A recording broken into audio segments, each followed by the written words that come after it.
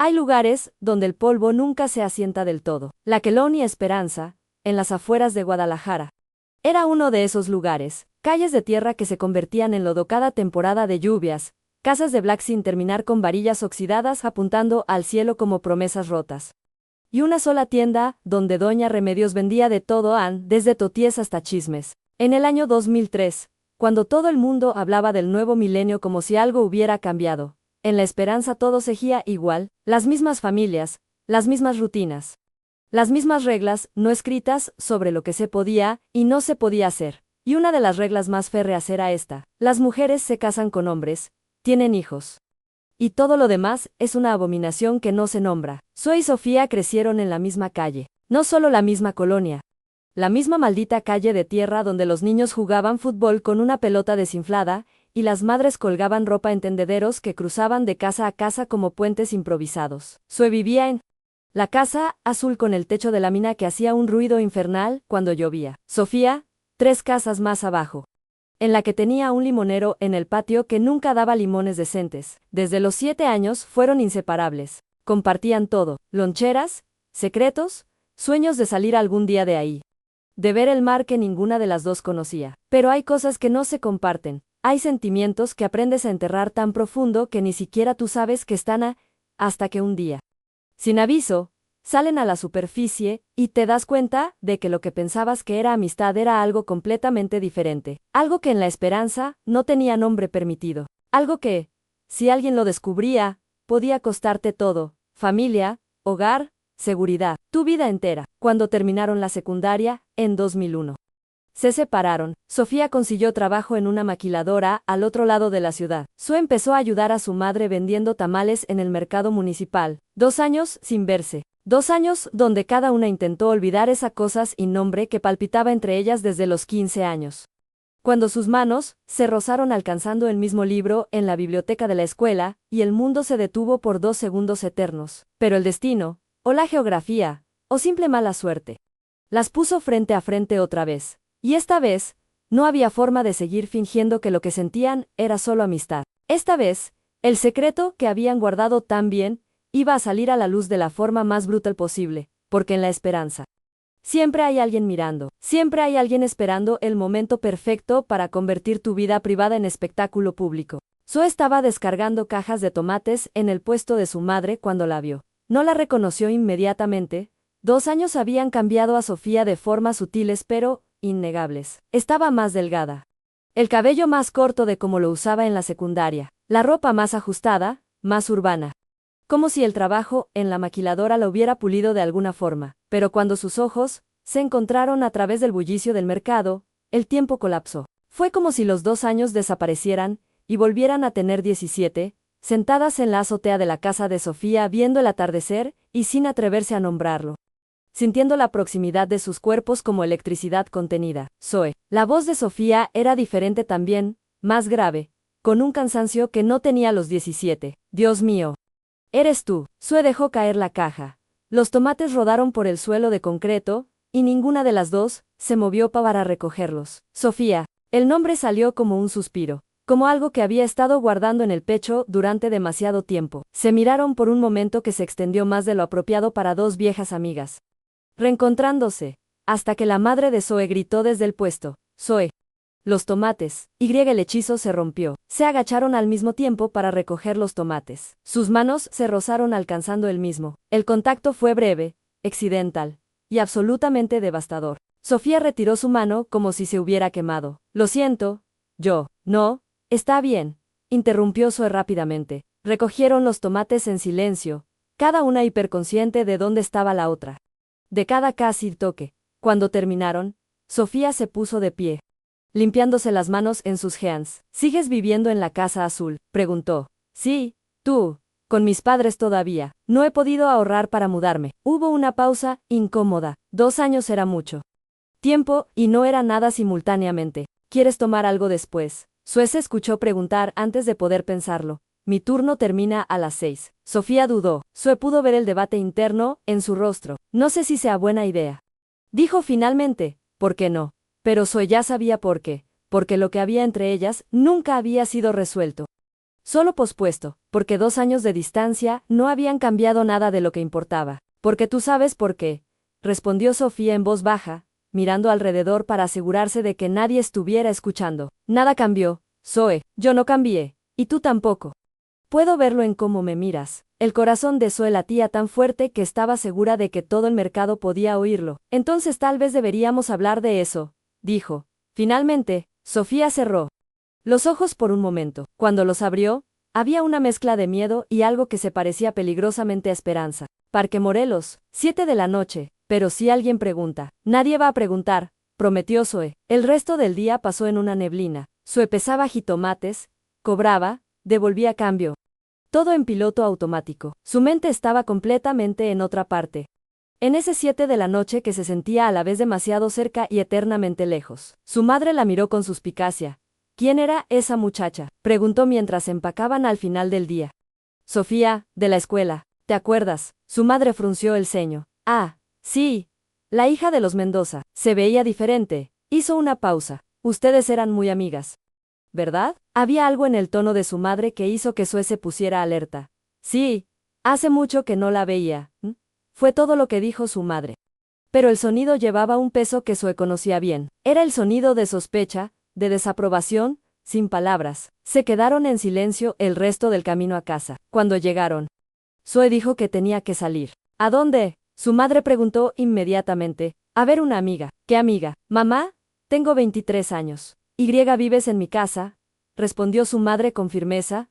Mientras vivas aquí, yo tengo derecho a saber dónde andas. Era una discusión antigua. Zoe respiró profundo. Voy al parque. Vuelvo antes de las 9. Salió antes de que su madre pudiera objetar más. El Parque Morelos estaba a 15 minutos caminando, pero Zoe llegó en 10. Sofía ya estaba ahí, sentada en una banca bajo un árbol de bugambilias. La última luz del día creaba sombras largas sobre su rostro. Cuando vio a Zoe acercarse, se puso de pie. Se miraron sin decir nada, por un momento que se sintió cargado de todo lo que no habían dicho en 2 años. Pensé que no vendrías, dijo Sofía finalmente. Pensé lo mismo de ti, respondió Zoe. Se sentaron, dejando un espacio cuidadoso entre ellas en la banca. El parque estaba casi y vacío a esa hora. Solo una pareja de viejos caminando lentamente del otro lado, y algunos niños jugando en los columpios a distancia. Entonces, empezó Sofía.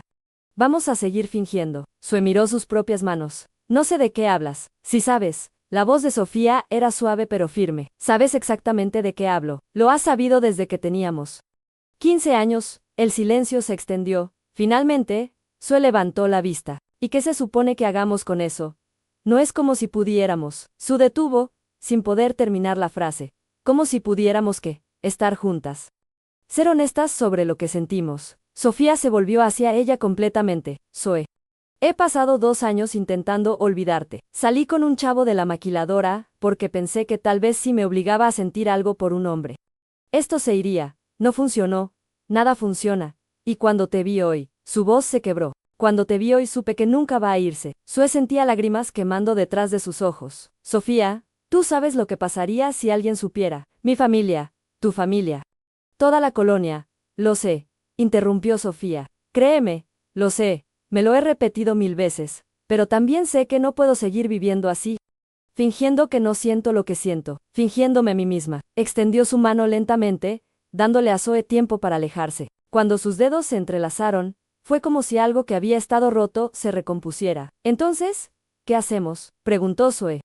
Su voz apenas un susurro. Sofía apretó su mano. Nos cuidamos, somos discretas, pero dejamos de mentirnos a nosotras mismas. Los días siguientes establecieron un patrón, mensajes de texto codificados. Puedes ayudarme con una cosa. Significaba podemos vernos. Encuentros en lugares donde nadie de la esperanza iba. Un cibercafé del centro donde Sofía fingía buscar trabajo en línea.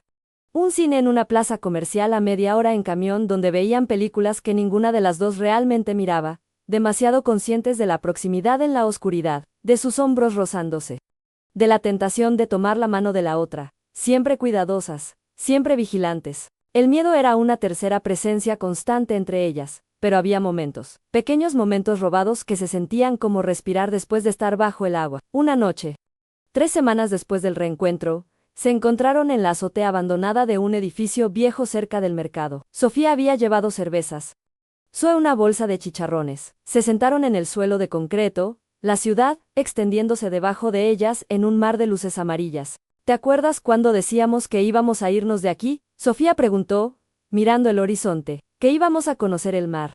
A vivir en una ciudad grande donde nadie nos conociera. Me acuerdo, respondió Zoe, teníamos tantos planes. Todavía podemos, dijo Sofía. Pero su voz sonaba menos convencida. ¿Tú crees? Zoe se volvió hacia ella. ¿De verdad? ¿Crees que es posible? Sofía tomó un trago largo de su cerveza. Quiero creer que sí, que hay algún lugar donde esto no tenga que ser un secreto, donde podamos, su detuvo, donde podamos que, presionó Zoe, ser nosotras, sin miedo, sin tener que medir cada gesto, cada mirada. Sofía finalmente la miró directamente, donde pueda besarte, sin tener que revisar primeros, y alguien está viendo. El aire entre ellas cambió. Zoe podía escuchar su propio corazón latiendo en sus oídos. Nadie está viendo ahora, susurró. Fue Sofía quien cerró la distancia. El beso fue tentativo al principio, casi temeroso, como si ambas esperaran que el cielo se abriera y las castigara por este acto de rebelión. Pero el cielo permaneció cerrado. Las luces de la ciudad siguieron brillando indiferentes, y el mundo no se acabó. De hecho, por un momento, el mundo se sintió perfectamente, imposiblemente correcto, cuando se separaron.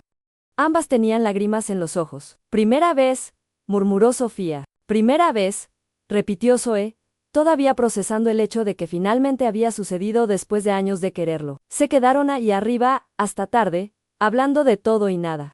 Besándose cuando las palabras se agotaban, creando un mundo privado en esa azotea donde por unas horas podían fingir que no había consecuencias.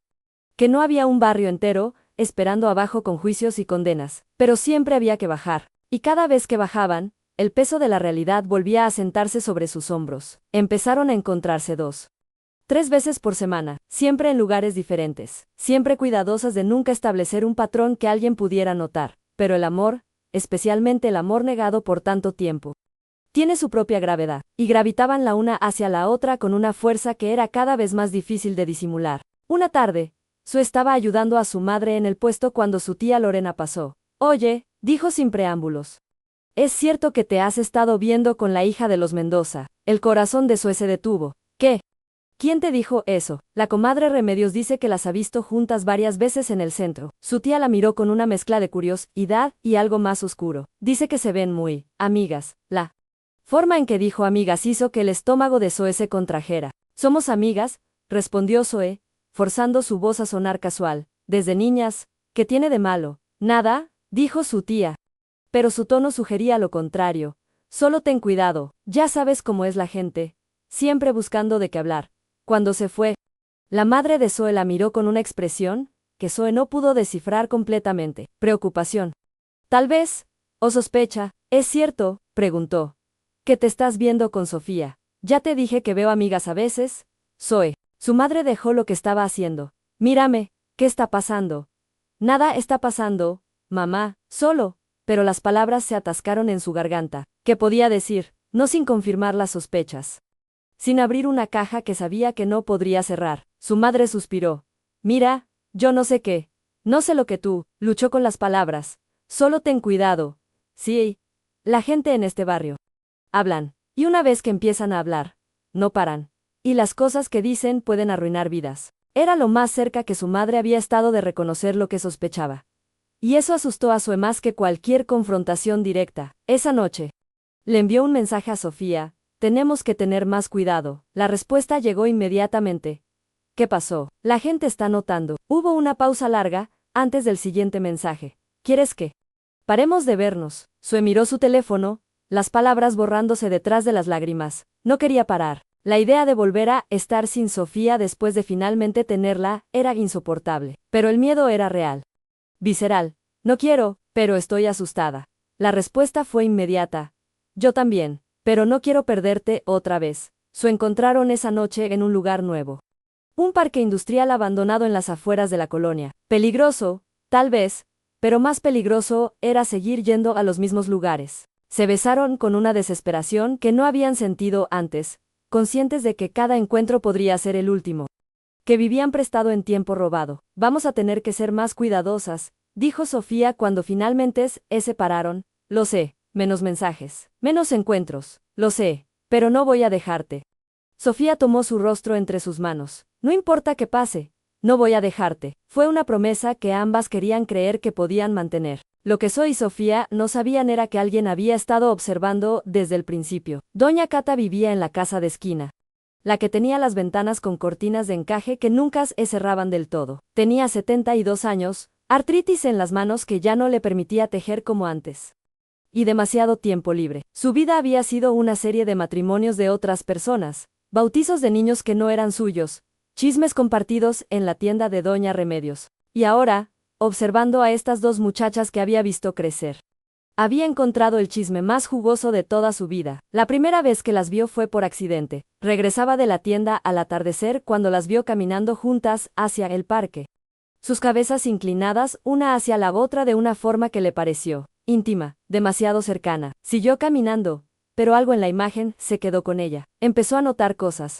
Como Sofía llegaba a la calle de noche, miraba alrededor antes de tocar en la puerta trasera de la casa de Zoe. Cómo salían juntas, siempre después del anochecer, siempre mirando sobre sus hombros. Como una tarde las vio en el mercado, y la forma en que se miraron no era como viejas amigas se miraban. Doña Cata no era tonta, había vivido lo suficiente para reconocer ciertas cosas, aunque en su época esas cosas nunca se nombraban, simplemente se castigaban. Recordaba a dos mujeres cuando ella era joven, la Candelaria y la Luz, que vivían juntas, y decían que eran primas. Todo el pueblo sabía que no lo eran. Un día, la Candelaria amaneció golpeada. Nunca dijo quién lo hizo. Después de eso, se mudó sola a otro pueblo. La Luz se casó 6 meses después con un viudo con 3 hijos. Nunca volvió a sonreír de la misma forma. Doña Cata decidió que era su deber cristiano hacer algo, antes de que fuera demasiado tarde. Antes de que estas muchachas se hundieran más en lo que claramente era pecado. Empezó con su comadre Remedios. Naturalmente, ¿has visto a la Sue últimamente?, preguntó un día en la tienda, comprando aceite que no necesitaba solo para tener excusa de estar ahí. Pues sí, me la encuentro en el mercado, respondió Remedios. Anda con la hija de los Mendoza otra vez. Sofía, ¿verdad? Exacto, asintió doña Cata. Muy amigas, esas dos, demasiado amigas. Si me preguntas, el anzuelo estaba puesto. Remedios, que tenía su propia reputación de chismosa que proteger, mordió inmediatamente. ¿Qué quieres decir con demasiado amigas? Doña Cata bajó la voz, obligando a Remedios a inclinarse más cerca. He visto cosas, salidas nocturnas, miradas que no son de amigas. ¿Tú sabes a qué me refiero? Vio el momento exacto en que Remedios entendió. Sus ojos se abrieron enormes. No, estás diciendo que ellas son. No terminó la frase. Nunca lo hacían. Como si nombrar la cosa la hiciera más real, más peligrosa. Solo digo que he visto lo que he visto, dijo doña Cata, tomando su cambio. Que alguien debería hablar con sus familias antes de que esto se convierta en un escándalo. Salió de la tienda sabiendo exactamente lo que acababa de poner en movimiento. Remedios no podría guardar un secreto, aunque su vida dependiera de ello. Para el final del día, al menos 10 personas habrían escuchado la insinuación. Para el final de la semana, todo el barrio estaría hablando. Y efectivamente, la conversación se esparció como fuego en pasto seco. ¿Oíste sobre la Zoe y la Sofía? Dicen que las vieron besándose en el parque. No. Que las vieron entrando juntas a un hotel. Yo escuché que una es hombre por dentro. Las historias crecían con cada repetición, cada versión más escandalosa que la anterior. Nadie se molestó en preguntarles directamente a Zoe o Sofía. ¿Para qué? El chisme era mucho más entretenido que la verdad. La madre de Zoe empezó a escuchar los murmullos en el mercado, mujeres que dejaban de hablar cuando ella pasaba, miradas de reojo. Una vez, claramente escuchó a alguien decir tortilleras en voz baja seguido de risas. Su corazón se hundió. Confrontó a Zoe esa noche. ¿Es verdad?, preguntó sin rodeos. Lo que la gente está diciendo sobre ti, Sofía. Zoe sintió que el mundo se desmoronaba a su alrededor. ¿Qué están diciendo? No me hagas repetirlo. Su madre prácticamente escupió las palabras. Dime que no es verdad, dime que son solo chismes crueles. Sue enfrentó la mirada de su madre. Podía mentir, debía mentir, pero estaba cansada de mentir. ¿Y si fuera verdad?, preguntó en voz baja. El silencio que siguió fue brutal. Su madre se llevó una mano a la boca. Dios mío, no, mi hija no. ¿Qué hice mal? No hiciste nada mal. Mamá, obviamente hice algo mal si mi hija salió así. La palabra así llevaba tanto desprecio que Sue sintió como una bofetada. No estoy rota, no estoy enferma, solo amo a alguien, a una mujer. Amas a una mujer. Eso está mal, Zoe, está mal ante Dios, ante la naturaleza. Ante todo, las lágrimas corrían libremente por el rostro de Zoe ahora. Entonces supongo que estoy mal, porque no puedo cambiar lo que siento. Su madre negó con la cabeza. Las lágrimas también corriendo por su rostro. Tienes que dejar de verla, ahora, antes de que esto empeore, antes de que toda la colonia nos señale. ¿Qué va a decir tu padre? No, dijo Zoe, sorprendida por la firmeza en su propia voz. No voy a dejarla. Entonces, no puedes quedarte aquí. Las palabras cayeron como sentencia. Me estás corriendo, estoy protegiéndote, protegiéndonos. A todos. Si te quedas, si sigues con esto, no sé qué va a pasar. La gente aquí, Zoe, no son comprensivos. Para la siguiente semana. El chisme había alcanzado proporciones monstruosas. Ya no eran solo insinuaciones o murmullos. Ahora había hostilidad abierta. Alguien pintó una palabra en la pared de la casa de Sofía durante la noche, tortilleras en letras rojas que goteaban como sangre. El padre de Sofía salió con cubeta y pintura a intentar cubrirla a las 6 de la mañana, su rostro rojo de vergüenza y rabia. Los vecinos miraban desde sus ventanas, algunos con lástima, otros con satisfacción apenas oculta. Sofía había llegado a casa la noche anterior para encontrar a sus padres esperándola en la sala. Su madre lloraba silenciosamente. Su padre tenía los puños apretados sobre sus rodillas. ¿Es verdad? Fue lo primero que preguntó. Lo que todos están diciendo sobre ti y esa muchacha. Sofía había considerado mentir, pero al ver la pintura roja goteando en la pared exterior, supo que la mentira ya no serviría de nada. Sí, respondió simplemente, es verdad. Su padre se puso de pie tan bruscamente que la silla cayó hacia atrás. No, no en mi casa. No con mi apellido. Papá, por favor, no. Su voz tronó. ¿Tienes idea de lo que has hecho? De la vergüenza que has traído sobre esta familia. No he hecho nada malo, intentó decir Sofía. Pero su voz sonaba pequeña, incluso a sus propios oídos. ¿Nada malo? Su padre se rió, una risa amarga. Sin humor, te has metido con una mujer. Has hecho que toda la colonia hable de nosotros. Y dices que no has hecho nada malo. Su madre sollozó más fuerte. ¿Dónde nos equivocamos? ¿Qué hicimos para merecer esto? No hicieron nada, respondió Sofía, las lágrimas corriendo por su rostro ahora. ¿Esto es quién soy? ¿Siempre he sido así? No, su padre negó violentamente con la cabeza. Eso no se nace, eso se hace. Alguien te metió esas ideas en la cabeza. Esa Zoe, ¿verdad? Ella te corrompió. Nadie me corrompió. Yo la amo. Y ella me ama. Las palabras salieron, antes de que pudiera detenerlas. Era la primera vez que lo decía en voz alta. Y el alivio de finalmente nombrarlo fue abrumador a pesar del contexto desastroso. El padre de Sofía la miró como si nunca la hubiera visto antes. No tienes vergüenza, ninguna, mi propia hija. Sin vergüenza, Su volvió hacia su esposa. Ella elige, o deja a esa muchacha, y se arregla, busca un hombre decente como Dios manda, o se va de esta casa. ¿Me estás corriendo? Sofía preguntó. Incrédula, te estoy dando una opción, respondió su padre, algo que claramente no mereces, pero tu madre me pidió que te diera una oportunidad. ¿Qué oportunidad? De negar quién soy. De fingir por el resto de mi vida. De salvarte, dijo su madre entre sollozos. De tener una vida normal, una familia. Respeto. Sofía miró a sus padres, a las dos personas que la habían criado, que se suponía debían amarla incondicionalmente, y vio solo miedo y vergüenza. No puedo, dijo finalmente, no puedo dejarla, y no voy a fingir. La cara de su padre se endureció. Entonces empaca tus cosas, tienes hasta mañana para irte. Esa noche, Sofía le envió un mensaje a Zoe. Necesito verte, urgente. Se encontraron en el lugar de siempre, la azotea. Pero esta vez no había besos. No había momentos robados de felicidad. Solo miedo crudo. Me corrieron, dijo Sofía sin preámbulos. Mis padres me corrieron. Zoe sintió como si le hubieran arrancado el piso debajo de los pies. ¿Qué? No, no. No puede ser, me dieron hasta mañana para irme. Sofía temblaba. Aunque la noche era cálida. A mí también, confesó Zoe. Mi madre dijo que no puedo quedarme si sigo viéndote. Su miraron en la penumbra. El peso de lo que estaban enfrentando las aplastaba. ¿Y ahora qué hacemos? Preguntó Sofía. No lo sé, respondió Zoe honestamente. No tengo dinero para un departamento. No tengo nada.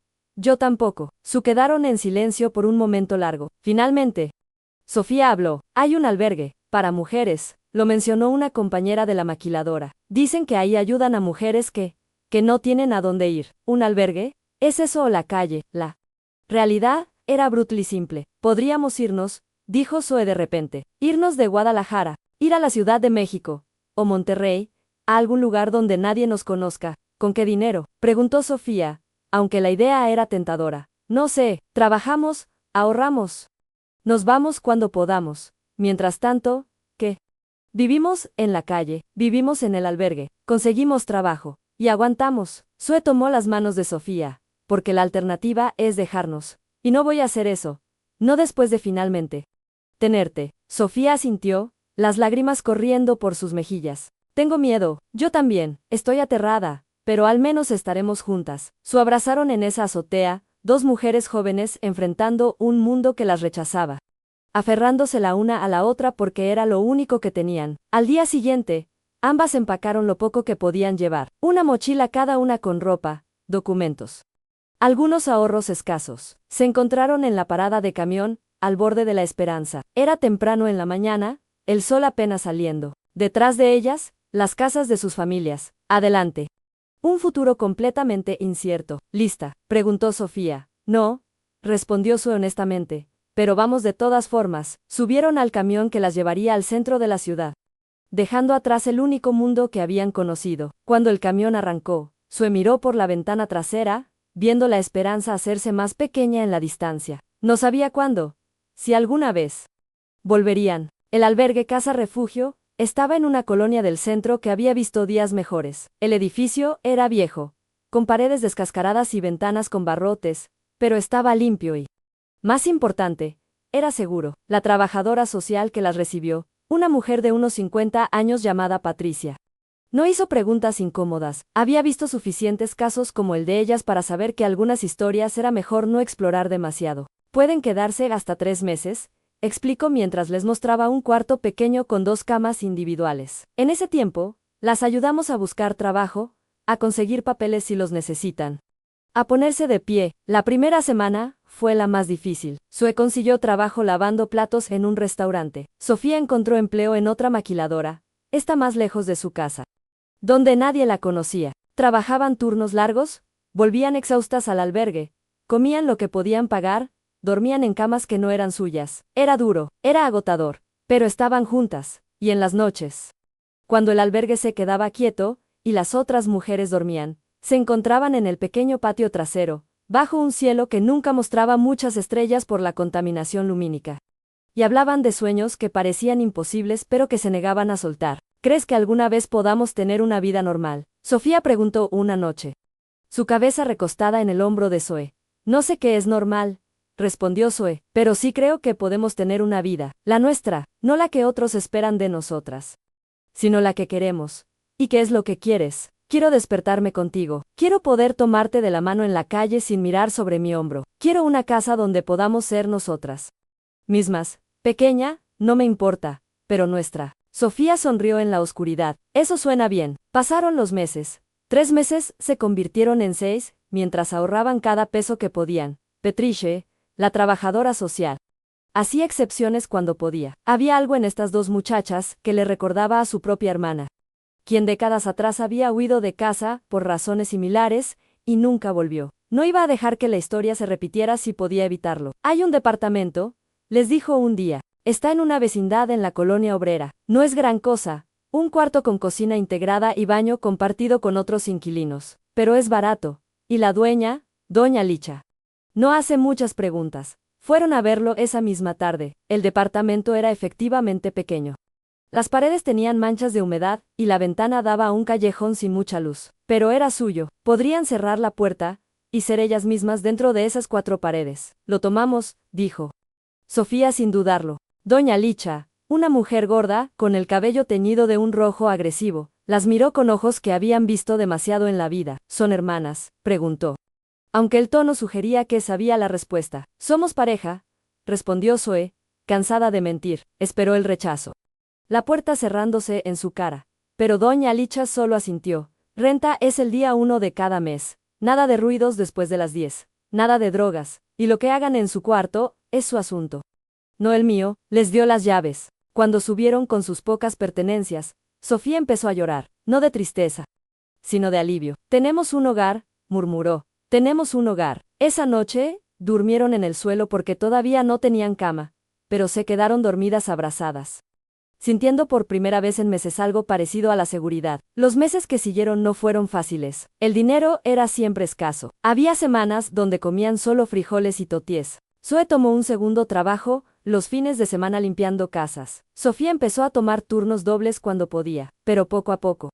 Fueron construyendo algo. Compraron una cama de segunda mano, cortinas para la ventana, una estufa que funcionaba solo 2 de sus 4 hornillas, una foto enmarcada de ellas dos que tomaron en una cabina fotográfica en el centro, besándose, que pusieron en la mesita de noche, donde solo ellas podían verla. Un día, 6 meses después de mudarse, recibieron visita. Patricia tocó a su puerta con una mujer joven, no mayor de 25. Esta es Mariana, explicó. Está en una situación similar a la de ustedes hace un año. Su familia la echó cuando descubrieron sobre su novia. El albergue está lleno, pensé. ¿Qué tal vez ustedes? Zoe y Sofía se miraron. Su departamento ya era pequeño para dos. Puede quedarse en el sofá, dijo Sofía sin dudarlo, hasta que encuentre algo mejor. Mariana empezó a llorar. De alivio, fue el primero de muchos casos. Su departamento se convirtió en un refugio temporal para mujeres como ellas, expulsadas de sus hogares por amar diferente. No era lo que habían planeado. Era más difícil, más complicado, pero también era más significativo. Cada mujer que pasaba por su puerta era una historia de supervivencia, un testimonio de que el amor podía ser más fuerte que el rechazo. Zoe y Sofía se convirtieron en algo que no sabían que necesitaban ser, evidencia viviente de que era posible sobrevivir, incluso prosperar. Después de perderlo todo, ¿te arrepientes? Sofía preguntó una noche, 2 años después de haber dejado la esperanza. Estaban en su cama, ahora con sábanas decentes y almohadas suaves.